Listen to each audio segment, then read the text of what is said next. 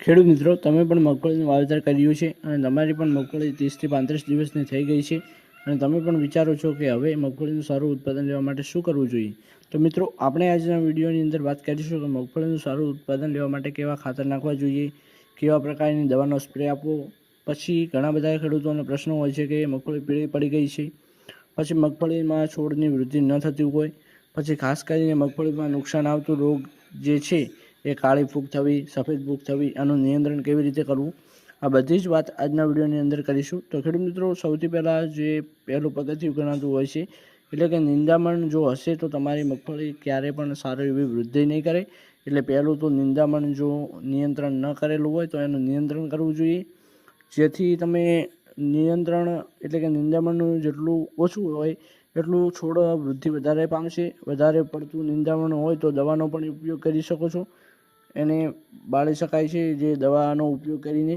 અને દવાની વાત કરીએ તો ઘણી બધી દવાઓ આવતી હોય છે, માર્કેટમાં તમને મળી જશે, તમે કોઈ પણ દવા સારી એવી લાવી શકો છો. તો હવે આપણે આગળ વધીએ કે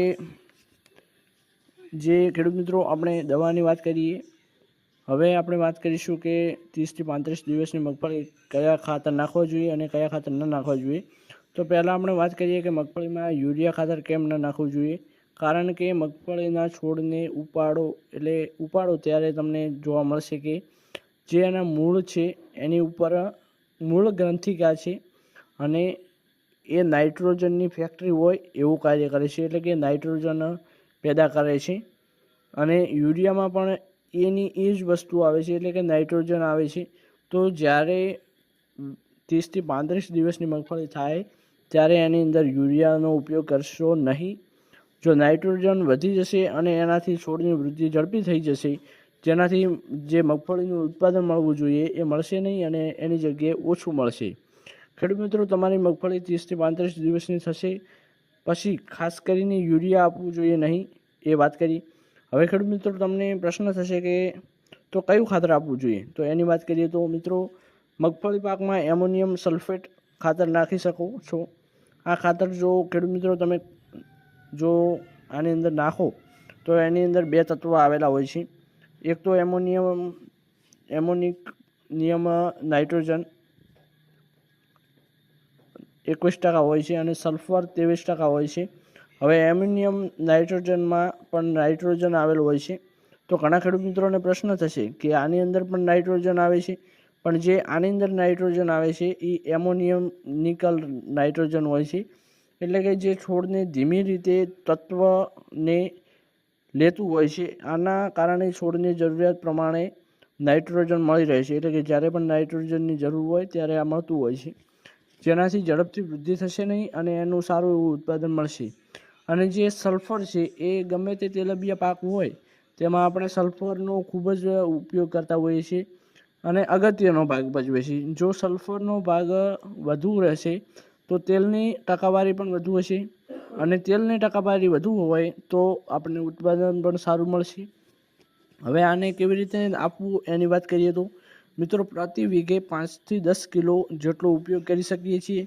ત્યારબાદ આપણે વાત કરીએ કે ખેડૂત મિત્રો, મગફળીની ગ્રોથ વધારવા માટે શું કરવું જોઈએ, કે પીળી પડી ગઈ હોય તો શું કરવું જોઈએ. તો ખેડૂત મિત્રો, કૃષિ સહાયક કેન્દ્રનું એક પ્રોડક્ટ આવે છે, એ વન ગ્રોથ કરીને પ્રોડક્ટ આવે છે. એના ફાયદાની વાત કરીએ તો જેમાં ખેડૂત મિત્રો હ્યુમિક એસિડ 60 થી 70% આવે છે, ફુલવિક એસિડ 30 થી 40% ખેડૂત મિત્રો આવે છે આની અંદર.